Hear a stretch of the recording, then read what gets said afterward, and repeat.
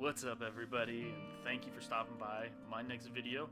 This is the third Spyro game in the series, and we're going to be playing it with three things in mind: graphics, gameplay, and the overall story on it. So this is called Spyro Year the Dragon. I kind of got into it. I thought I hit the record button. I forgot to, so I got a little bit into it. But we'll kind of just talk about the game itself right now.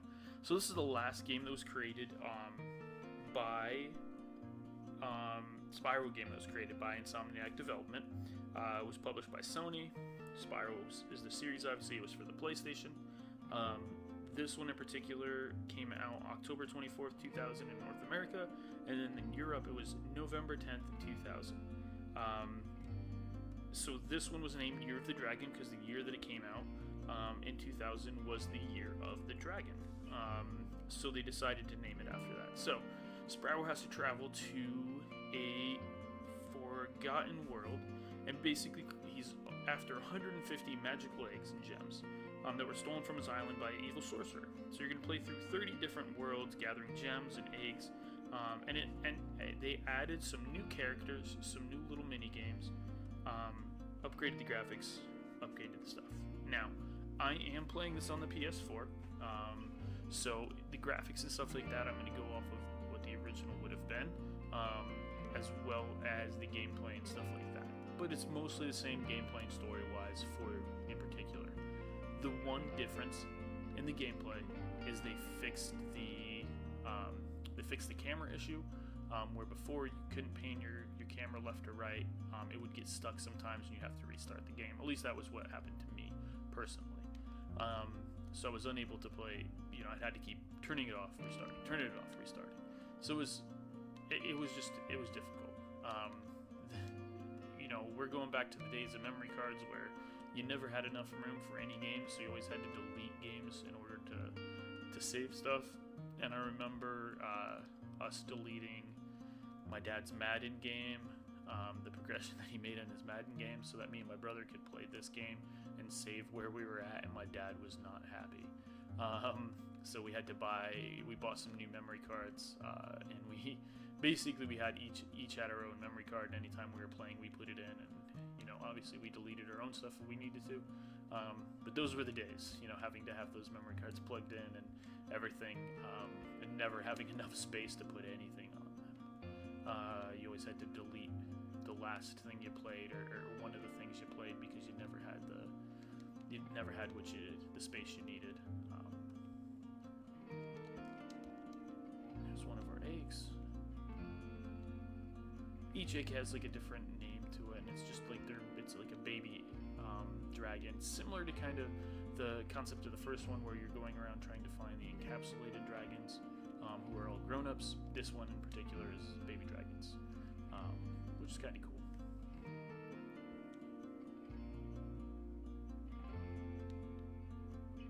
Spyro's little dragonfly flying behind him. With the dragonfly, it's just like the first and second game. Anything happens to him, you basically can go in and eat one of the little creatures that are running around, these little duck-looking, bird-looking things, and then basically after you eat them, it gives you the ability to be able to power your guy back up. I'm not going to talk to you, moneybags. Press the lever over on the side. So the game itself, quality-wise, when you go back to the original game, obviously as you get it later in the series and as you get later in the gaming systems, the graphics are going to get better. It's just part of what the progression of gaming is. That's just how gaming works. Oh, that's right, I gotta pay this guy. It's how the gaming systems work and stuff like that. So, graphics-wise, for this third one in particular, it's very good graphics. It jumped up a lot as far as the quality, so you were able to see a little bit more as far as the way Spyro looks. And obviously, as you get farther into the game series, Spyro gets a little bit older, which I think is kind of a cool detail of being able to see an older Spyro. I haven't played a lot of the other games for some of the other systems that were out there, like the Game Boys and stuff like that.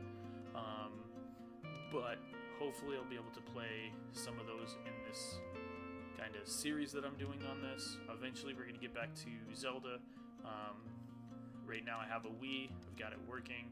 I just got to get, I got to figure out how to get it to work with my game capture card. So if you know how to do that, please let me know. It'll be very helpful to me, because I've had nothing but issues getting it to connect to my game capture card. But I have played some of the Zelda games.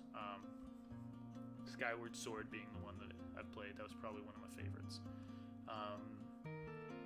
So unlike the first and second game of Spyro, like I said, you have different things. So there's a different realm over there that I can go to, and here's another one here. So basically, when you go to these realms, there's different things you can do, which is cool. It's an upgrade to the game, gives you a better, gives you some more cool things to do with the game.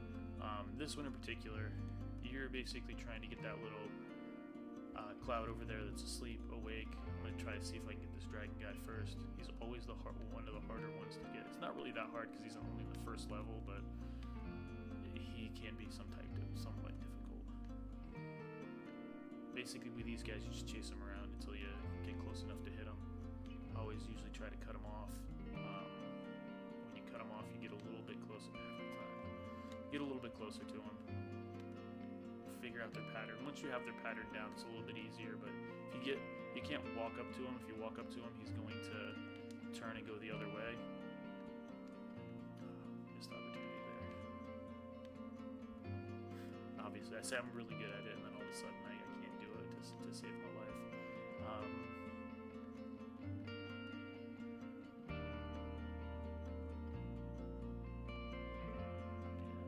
Alright, we're not going to chase him around anymore. It's going to be too much of a headache. So yeah, in this mini game, basically you have to fly up to these little bell things that are these little things, and I got an egg for just taking out one little bell thing. That's awesome.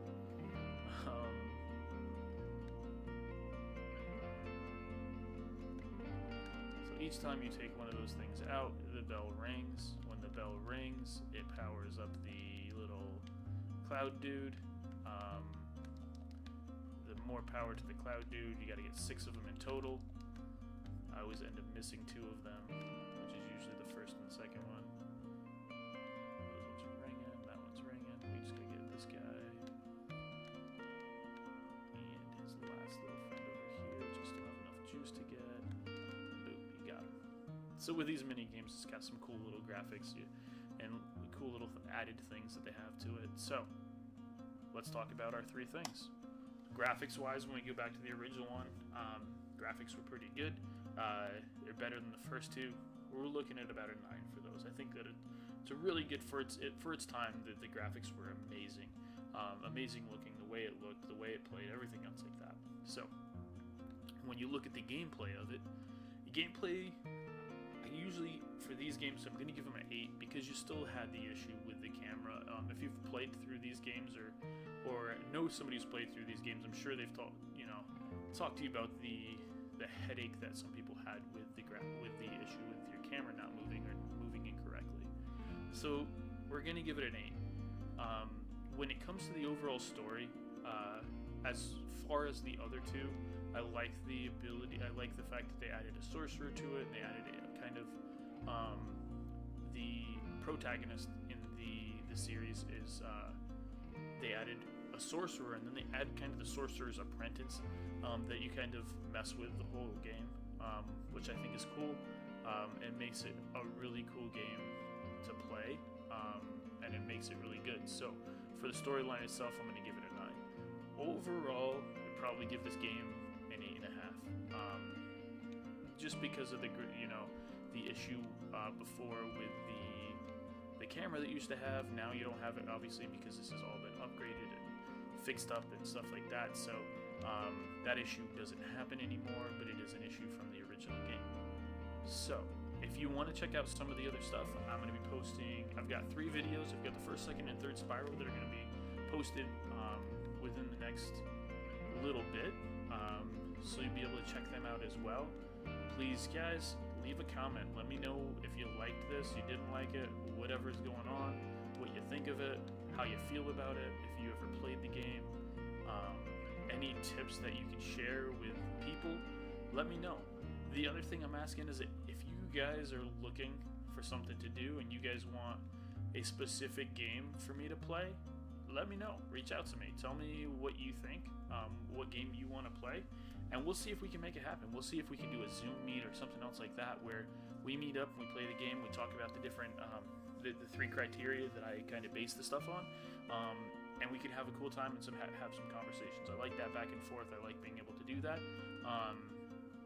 and I think it would be cool. So, with that being said, guys, thank you so much for everybody who supported me during this time and getting all these videos up, and my progression from not having a very good microphone, not having a camera, now getting all that stuff in line, getting a capture card so I'm able to play off my PS4 and some other gaming systems.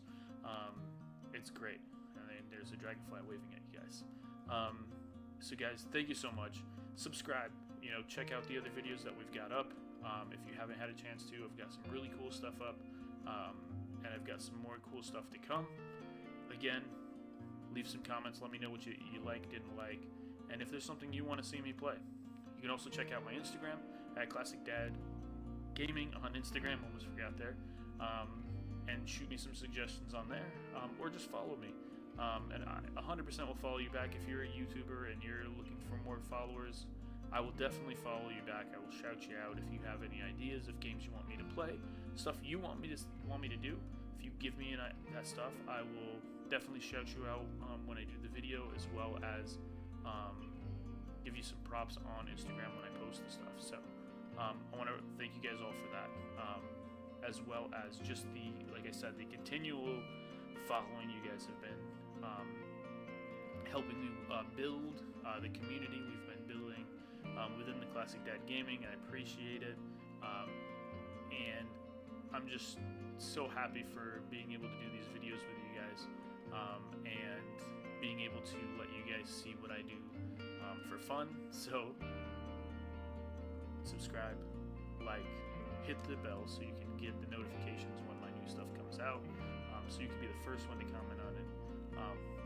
Soon we'll be having full merch set up with hats and t-shirts and stickers and all that stuff. We're going to work through trying to get some of that stuff out. I know it's taking a while, but it's one of those things where I'm very picky on the type of t-shirts I like to wear, or the type of shirts I like to wear, so I need to find something that's comfortable for me so that it's comfortable for everybody else. So, with that being said, guys, thank you so much. Stay safe, stay healthy, stay happy, especially in the times that are now. And as always, guys, stay alive. Thanks, guys.